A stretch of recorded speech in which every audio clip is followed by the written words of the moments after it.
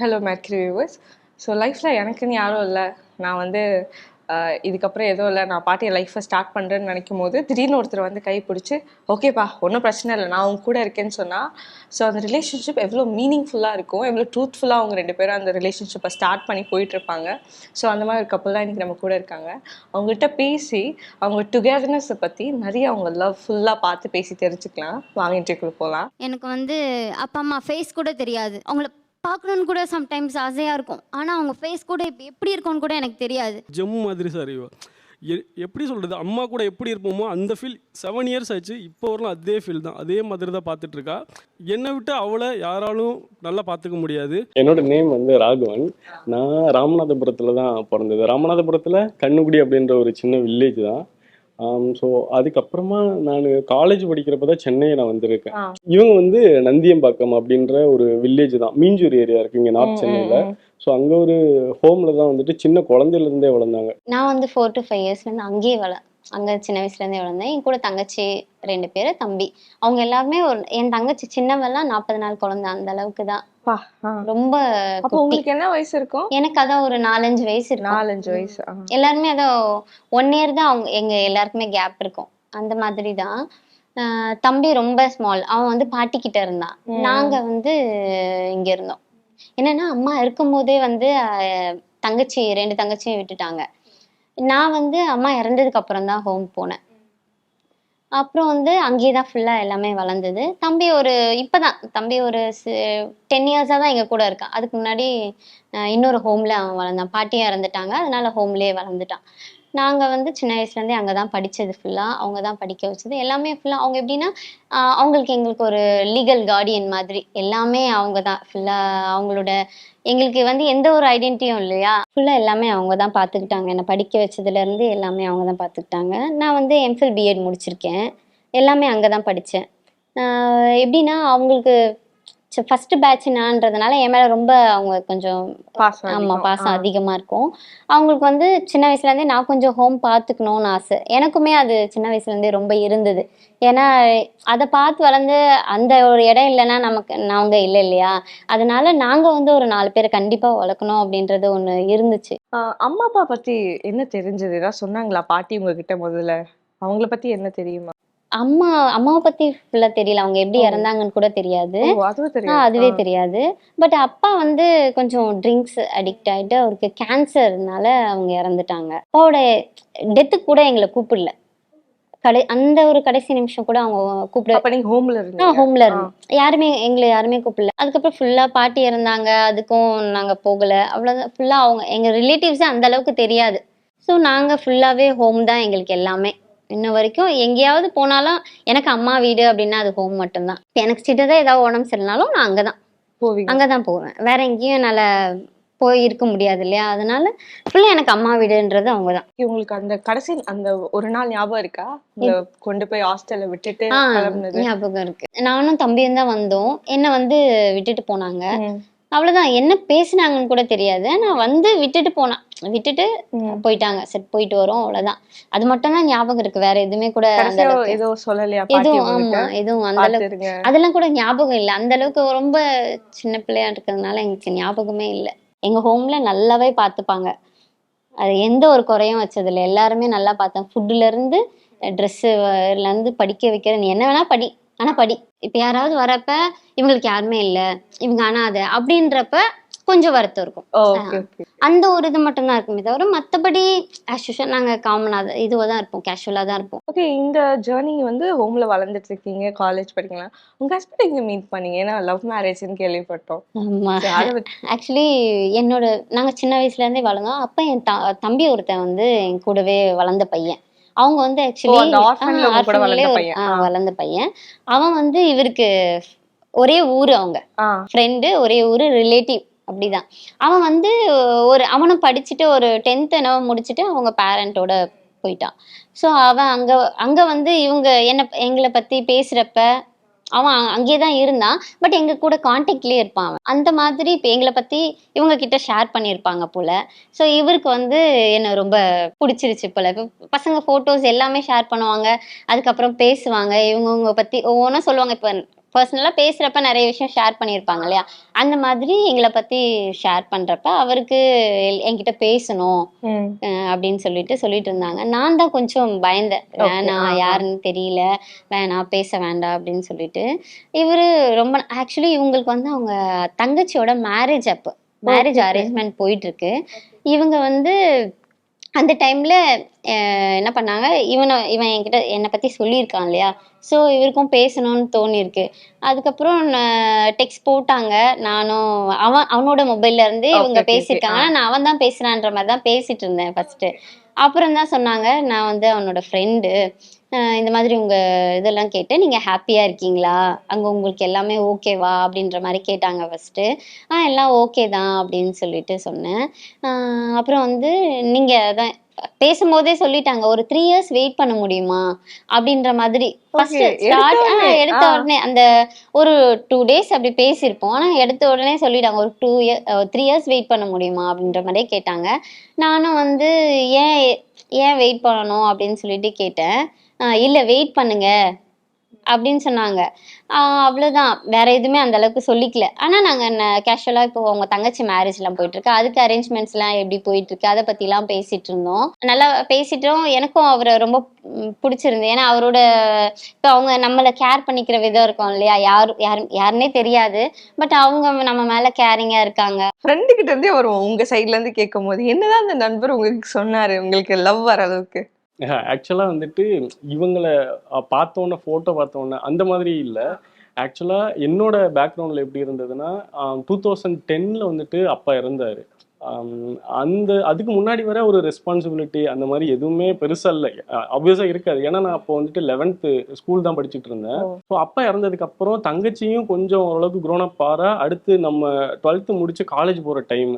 அப்போ நமக்கு மணி நிறைய தேவைப்படும், சப்போர்ட்ஸ் நிறைய தேவைப்படும். அந்த டைம்ல அப்பா இல்லாத டைம்ல யாருமே சப்போர்ட் பண்ணாத மாதிரி. ஆனா அது எப்படின்னா பேக்ரவுண்ட்ல வந்துட்டு சப்போர்ட் பண்றாங்களோ இல்லையோ, நமக்கு அந்த டைம்ல தனியா லோன்லியா ஃபீல் பண்ண ஆரம்பிச்சிருவோம். அப்போ நான் என்ன பண்ணிட்டேன், கரியர்ல ஃபோக்கஸ் பண்ண ஆரம்பிச்சிட்டேன். நான் காலேஜ் வந்து முடிச்ச உடனே தனியா கொஞ்சம் ஒர்க்ல ஃபுல்லா ஃபோக்கஸ், ஒரு 3 years ஓரளவுக்கு சாட்டிஸ்ஃபைடான சேலரி வந்து ஆரம்பிச்சோடனே தங்கச்சியோட மேரேஜை ஓரளவுக்கு நல்லாவே பண்ணினோம். ஸோ அந்த டைம்ல எடுத்த ஒரு மைண்ட்ல இருக்கும்ல, தங்கச்சி நம்ம எல்லாரையும் தனியா விட்டாங்க, ஸோ நான் இந்த மாதிரி யாருக்காவது ஒன்றுக்கு பண்ணணும், நான் என்னோட மேரேஜ் வந்துட்டு எதுவுமே இல்லாத ஒருத்தவங்களுக்கு பண்ணணுன்ற ஒரு சின்ன ஒரு தாட் இருந்துட்டே இருந்தது. உங்களுக்கு அது ரொம்ப ஸ்ட்ராங்கா தான் இருந்துச்சு. ஏன்னா எனக்கு அவ்வளோ பேக்ரவுண்ட்ல நிறைய கஷ்டப்பட்டிருக்கேன் அந்த டைம்ல. ஸோ ரிலேட்டிவ்ஸ் யாருமே சப்போர்ட் பண்ணல, நானே தனியாவே க்ரோனப் ஆயிட்டு வந்துட்டு இருக்கேன். அப்போ இந்த மாதிரி ஒரு விஷயம் எனக்கு கேட்ட உடனே என்ன ஆயிடுச்சுன்னா, ஓகே நிறைய நான் விசாரிக்க ஆரம்பிச்சேன். இப்போ என்னன்னா நம்ம ஒரு சைட்ல படிச்சுட்டு இருக்கோம், கொஞ்சம் மேட்ச் ஆகுற மாதிரியான ஒன்று நம்ம பார்ப்போம்ல ஜஸ்ட்டு, அந்த மாதிரி எனக்கு கண்டிப்பாக இவங்க வந்துட்டு கொஞ்சம் பேசின ஒரு 2 monthsலேயே வந்துட்டு எனக்கு நல்ல கனெக்டிவிட்டியே கிடைச்சிது. ஸ்டில் இப்போ வரலும் கூட எப்போவாது டைமில் நான் தான் கோவப்படுவேன், இவ என்னை கன்சோல் பண்ணிடுவா ஈஸியாக, கோவப்பட்டதே கிடையாது. அந்த மாதிரி தான் இவ ரொம்ப மெச்சூர்டான ஒரு பொண்ணு ஆக்சுவலாக. ஸோ அது எனக்கு ஒரு 3 monthsலேயே தெரிஞ்சிருச்சு. அதனால வந்துட்டு நான் மைண்டில் ஃபிக்ஸ் பண்ணிட்டேன். ஸோ இன்னொன்று என்னன்னா, இவ ரொம்ப வந்துட்டு இன்னசென்ட்டாக இருப்பா. என்னை விட்டுட்டு இவளை யாரும் அவ்வளோ நல்லா பார்த்துக்க முடியாது அப்படின்ற மாதிரி என் மைண்டில் நான் ஃபிக்ஸ் பண்ணிட்டேன். இப்போ என்ன பண்ணா, அம்மாவுக்கு கொடுக்குறது அமௌண்ட் போயிட்டு என்னோட இங்கே செலவுக்கு இருக்கிறது போயிட்டு மீதி இருக்கிறதெல்லாம் நான் சேவ் பண்ண ஆரம்பித்தேன் தனியாக. ஏன்னா மேரேஜ் இப்படி ஒன்று பண்ணியாச்சுன்னா இப்படி தான் பண்ணி ஆகணும், சம்திங் ஏதோ ஒன்று நடக்கும். அப்படி இல்லைனாலும் அம்மாவோட ஒத்துக்க வச்சு பண்ணினாலும் யாரும் சப்போர்ட் பண்ண மாட்டாங்க. இல்லை உங்களுக்கு முன்னாடியே தெரியும் அம்மா கொஞ்சம் ஒத்துக்க மாட்டாங்க? கண்டிப்பா, ஏன்னா நான் சின்ன வயசுலேருந்து அம்மாவை பார்த்துட்டு வர்றேன். அவங்களோட திங்கிங் என்னன்னா, என் பையன் இவ்வளோ கஷ்டப்பட்டுட்டான், இதுக்கப்புறம் நல்லா இருக்கணும் அப்படின்னு நினைப்பாங்க. பட் திடீர்னு தான் ஒரு சுச்சுவேஷன் வந்துச்சு. ஆக்சுவலாக இவங்க ஹோம்ல வந்துட்டு அவங்க மம்மிக்கு தெரிய வந்துருச்சு என்னோட பர்த்டே. அப்போ என்ன ஹோம் மம்மிக்கு அவங்க வந்து என்னோட பர்த்டே அன்னைக்கு என்ன பண்ணிட்டாங்க, என் தங்கச்சிங்க எல்லாம் நாங்க லவ் பண்ணப்ப எடுத்த போட்டோஸ் எல்லாம் எடுத்து ஒரு ஃப்ரேம் போட்டு கொடுத்துட்டாங்க. அதை வந்து அவங்க பார்த்துட்டு அவ்வளவுதான் பயங்கர கோவம். அவங்க என்னன்னா ரொம்ப ட்ரஸ்ட் பண்ணி வளர்த்தாங்கல்ல, இந்த ஹோமை பார்த்துக்கணும் அப்படின்னு சொல்லிட்டு. அதனால அவங்க ரொம்ப கொஞ்சம் டென்ஷன் ஆயிட்டாங்க, என்னெல்லாம் ரொம்ப திட்டினாங்க. நான் பெங்களூர்ல இருந்தேன் அப்போ ஒர்க் பண்ணிட்டு, நான் சென்னை தான் ஆக்சுவலா பேஸ் லொகேஷன். அப்போ நான் பெங்களூர்ல ஒர்க் பண்ணிட்டு இருந்தேன். எனக்கு கால் பண்ணி ரொம்ப ரொம்ப பேசிட்டு இருந்தாங்க. அவங்க எப்படின்னா ரொம்ப மோசமா பேசிட்டாங்க. என்னன்னா அவர் வாங்காத திட்டே இல்லைன்னு தான் சொல்லணும், வாங்காத வார்த்தைகளும் இல்ல திட்டம் இல்ல, எனக்காக எவ்வளவு சாக்ரிஃபைஸ் பண்ணிருக்காங்கன்னு தான் சொல்லணும். ஏன்னா அவங்க எவ்வளவு 20 yearsக்கு மேல வளர்த்துருக்காங்க, நான் ஜஸ்ட் 3 years தான் தெரியும்ல.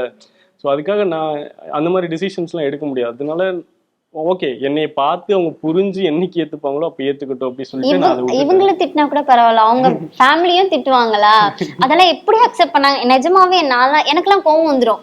சம்டைம்ஸ் நானே போய் கேட்டுருவேன், நீங்க எப்படி அவங்கள திட்டலாம், இப்ப என்ன திட்டுறீங்க மம்மி, ஓகே ஏன்னா நீங்க வளர்த்துட்டீங்க. இப்ப அவங்கள திட்டும் போது அது அவங்க ஃபேமிலி, இப்ப இவரும்னா அதுல சம்மந்தப்பட்டிருக்காரு, அவங்க ஃபேமிலி அதுல இதுவே இல்லைல்ல. அவங்க ஒரு ட்ரஸ்ட் வச்சுட்டு இருக்காங்க, ஏன்னா நான் தான் ஹோம் பார்க்கணும் அப்படின்ற மாதிரி. என்ன என் இஷ்டத்துக்கு நான் இப்ப ஏதாவது பண்ணேன்னு வச்சுக்கோங்களேன், கண்டிப்பா இப்போ எனக்கு ஒரு அலைன்ஸ் பாக்குறாங்கன்னா நான் ஹோம் பார்த்துக்க போறேன், எனக்கு வந்து அவங்க சப்போர்ட்டிவா இருக்கணும், ஹோம்லயே இருக்கணும். ஸோ அந்த மாதிரி அலைன்ஸ் தான் கண்டிப்பா பார்ப்பாங்க. அதனால அவங்க வந்து கொஞ்சம் ரொம்ப கோவப்பட்டு நிறைய பேசிட்டாங்க. அதனால அவங்க ஒத்துக்கவே இல்லை, கொஞ்சம் ப்ரெஷர் கொடுக்க ஆரம்பிச்சிட்டாங்க. கொஞ்சம் அது சண்டைலாம் போயிட்டு இவன் என்ன பண்ணிட்டா என்னால் இங்கே இருக்கவே முடியாது அப்படின்னு சொல்லிட்டு கொரோனா பீரியட் ஆக்சுவலாக 2020 ஹோமை விட்டு வெளியில வந்துட்டாங்க. ஆக்சுவலி அவங்க என்ன சொல்லிட்டாங்கன்னா, அவங்க திட்டியிருந்தா பரவாயில்ல, அவங்க திட்டினாங்க தான், ஆனா அவங்க திட்டியிருந்தா பரவாயில்ல, அவங்களுக்கு தெரிஞ்சவங்க வந்து என்ன சொல்லிட்டாங்கன்னா, வெளியே போக சொல்லு அவளை அப்படின்ற மாதிரி சொல்லிட்டாங்க. இப்ப இவங்க சொல்லியிருந்தா கூட எனக்கு நீங்க என்ன மம்மி சொல்றது, நான் இங்கதான் இருப்பேன் அப்படின்ற மாதிரி. இப்ப அவங்கள வச்சு இவங்க சொல்ல வச்சுட்டாங்களே அப்படின்ற ஒரு வருத்தம் இருந்துச்சு. அதனால என்னால தாங்கிக்கவே முடியல. அந்த டைம்ல வந்துட்டு நான் அங்கே கொரோனா டைம்ல ஒர்க் ஃப்ரம் ஹோம்ல இருந்தேன். அதனால நான் ஃபர்ஸ்ட்லேயே சொல்லிட்டேன், அம்மா இல்லை இந்த மாதிரி வந்துட்டு நான் ஹோமில் இருக்கிற ஒரு பொண்ணை தான் நான் லவ் பண்ணுறேன், இது வந்துட்டு எனக்கு கரெக்டானலாம் தெரியல, பட் ரொம்ப நல்ல பொண்ணு, நீங்கள் பேசுங்க, பேசுனதுக்கு அப்புறமா நம்ம பார்த்துக்கலாம் அப்படின்னு சொல்லியிருந்தேன் ஃபர்ஸ்ட். இவ பண்ணுவா, ஆனால் பண்ணாலுமே அவங்க அந்த அளவுக்கு ரெஸ்பான்ஸ் பேசுவாங்க. பிடிக்கலன்றது வந்துட்டு அவங்க பிடிக்கலன்ற மீன்ஸ் என்னன்னா, நமக்கு இவ்வளோ கஷ்டப்பட்டு வளர்த்துட்டோம் பையனை, திரும்ப இந்த மாதிரி வந்துட்டு வேண்டாம் அப்படின்ற மாதிரி அவங்க மைண்டில் ஃபிக்ஸ் பண்ணது எனக்கு தெரிஞ்சிருச்சு. ரொம்ப நாள் ட்ரை பண்ணோம், பட் அவங்களை கன்வின்ஸ் பண்ணுறதுலாம் முடியல. ப்ளஸ் அதை நான் ப்ரெஷர் போடுறதுக்கு நான் விரும்பவே இல்லை எங்கள் அம்மா கிட்ட. அதனால என்ன பண்ணேன்னா, அந்த டைமில் என்னோட மெச்சூரிட்டி லெவலுக்கு எனக்கு ஆப்ஷனே இல்லை ஆக்சுவலாக. இவ்வளோ என்னால் விட முடியுமானா, எனக்கு அந்த பாவத்தை சத்தியமாக என் லைஃப் லாங் எதுவுமே பண்ண முடியாது கரெக்டாக. அது எனக்கு தப்பான டிசிஷனாக தான் இருக்கும். மேபி வேற யாருன்னா நல்ல டிசிஷன் கூட எடுத்திருப்பாங்க. பட் அந்த டைமில் என்னால் தெரிஞ்சது இவதான் கொஞ்சம் டிஃபிகல்ட்டான சுச்சுவேஷன்ல இருந்தா, இவ்வளோ சேவ் பண்ணுன்றது மட்டும் தான் எனக்கு தெரிஞ்சிச்சு. வந்துட்டு ரூம்லலாம் தனியாக இருக்க முடியாது இல்லை கண்டிப்பாக, ஆப்வியஸா. ஸோ அது எங்களுக்கு விருப்பமும் இல்லை. அதனால மேரேஜ் வந்துட்டு பண்றதுக்கு பிளான் பண்ணோம். ரொம்ப சிம்பிளா தான், சிம்பிளான யாருமே எங்களுக்கு தெரியாது, அந்த ஒரே ஒரு ஃபேமிலி பிளஸ் இவங்க சொல்றாங்க பாத்தீங்களா அவங்களோட ஃப்ரெண்ட்ஸ். ஆமா, மொத்தமா ஒரு 10 பேர் தான் இருப்பாங்க அங்க. உங்க சைடுல இருந்து யாருமே இல்ல. 2.5 years வரணும் யாருமே கிடையாது என் சைடுல இருந்து. அம்மா வரல, தங்கச்சி வீட்ல இருந்து வரல. ஓ, நீ சொல்லலையா? இல்ல ஆக்சுவலி என்னன்னா 2.5 years பாப்பா பிறக்கிற வரைக்குமே தெரியாது, பிறந்து 1 year ஆனதுக்கு அப்புறம் தான் தெரியும். பிரெக்னன்சி டைம் இருக்குமே உங்களோட மாமியாருக்கு தெரியாது. நானு ஒரு 3 months ஆகும்போதே நான் சொன்னேன் இவங்க கிட்ட, இவ்வளோ அழுதேன் நான், சொல்லுங்க அப்படின்னு. இவங்களுக்கு என்னன்னா அம்மா ஏதாவது பண்ணிக்க போறாங்க, தெரிஞ்சா ஏதாவது இதுவாயிடும் அப்படின்ற ஒரு பயம் அவங்களுக்கு. ஏன்னா தெரிஞ்சது, எல்லா விஷயத்துலயும் தெரிஞ்சது, அவங்க ரொம்ப கில்ட்டா ஃபீல் பண்றாங்க, அம்மாக்கு ஒரு துரோகம் பண்ணிட்டோமே அப்படின்னு. ஏன்னா ஒரு ஃபுல் இதுவே அந்த ஒரு ஹாப்பினஸே இல்ல. அவங்க எவ்வளவு நடந்தாலுமே அந்த நான் மட்டும் சந்தோஷமாவே இருக்க மாட்டேன். பாப்பா பிறந்துட்டாங்க, சரி அப்புறம் அம்மா கிட்ட கொண்டு போகணும்னு தோணுச்சா? இல்ல, பாப்பா பிறந்த டைம்ல வந்துட்டு எப்படின்னா ஹாஸ்பிட்டல் போவோம்ல, ஏன்னா பக்கத்துல இருக்கிறவங்க எல்லாம் அவங்க தங்கச்சிங்களா இருக்கவங்க சின்ன பசங்க தான், ஹோம்ல இருந்துட்டு பொய் சொல்லிட்டு தான் வரணும். அட்மிட் பண்ணதுல இருந்து கூட யாருமே இல்லை, நான் மட்டும்தான் வெளியில இருந்தேன்.